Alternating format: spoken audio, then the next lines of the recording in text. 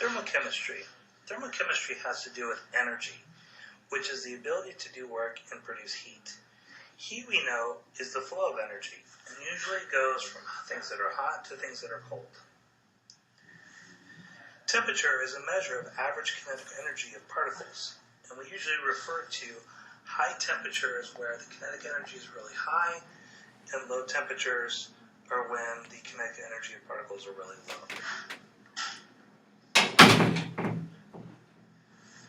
Exothermic reactions or processes are when energy is released. Endothermic reactions or processes is when energy is absorbed. As you can see in these pictures, energy is starting from the system, which is this, and going outwards, whereas an endothermic reaction or process is the reverse. Here we have a potential energy diagram of a reaction. We start off with the reactants, and we end with the products. In order to get from reactants to products, we have to apply what we call the activation energy, which is the minimum amount of energy needed to get a reaction started. The difference between the reactants and products is what we call the enthalpy change or change in heat. In this case, we have lost energy or lost heat because the reactants have higher energy than the products do. In this case, we have a negative delta H, which means it's exothermic. If we have a positive delta H, this would mean it would be endothermic.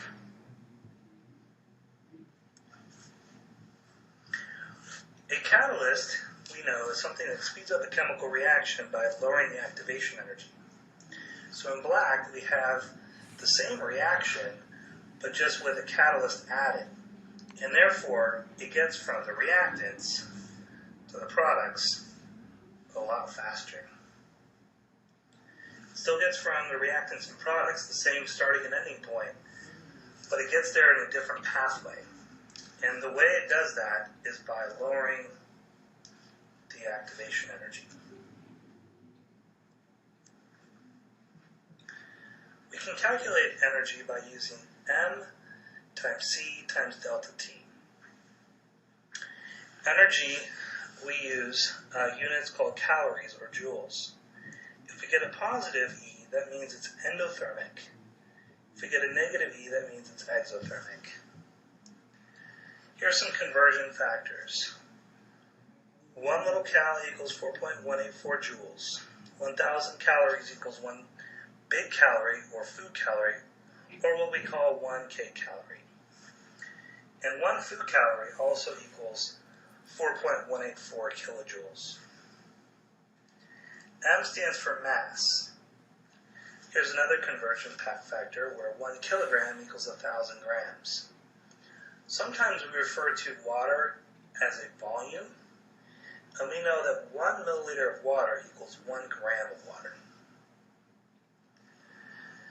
The specific heat of a substance is the amount of energy needed to raise 1 gram of that substance by 1 degree Celsius. If we're talking about water, water equals 1 calorie per gram degree Celsius, or 4.184 joules per gram degree Celsius. Delta T refers to the change in temperature, where we have a starting temperature and a final temperature, and we subtract those two numbers.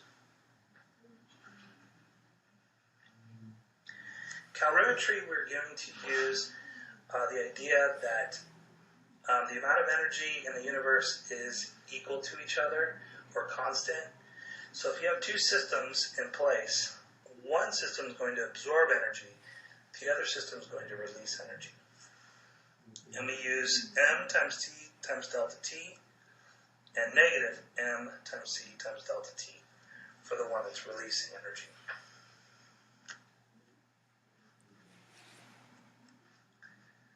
This is a phase change chart where we are changing water from a solid to a liquid to a gas. The solid energy equals mass times 0.5, which is the specific heat of solid ice, times the change in temperature. And the change in temperature is only from this point to 0. On the flat piece, we call that fusion. And it is basically the phase change from a solid to a liquid. And it takes 80 calories per gram to change 1 gram of water from a solid phase to the liquid phase. In the liquid phase, energy equals mass times 1, which is the specific heat of water, times change in temperature. And remember, the change in temperature goes from 0 to 100 in the liquid phase. Once it's at 100, it starts vaporizing or changing state from a liquid to a solid or to a gas. And it takes 500 calories per gram to do that. Once that gas has reached 100 degrees, it now is in the gas phase. In order to calculate the amount of energy that gas has, we're going to calculate it by mass times 0.4, which is the specific heat of gas, times delta T. Delta T starts at 100, but then it goes to some value above 100. Thermostoic has to do with trying to figure out how much energy is needed in chemical reactions given grams. We need to be able to recognize exo versus endothermic reactions. If we have an exothermic reaction, we know that energy is a product, or we have a negative delta H. In endothermic reactions, we have energy as a reactant and a positive delta H. When we solve problems, we convert grams to moles, and then moles to kilojoules. And the way we do that, this piece, is by looking at the balanced equation and using coefficients.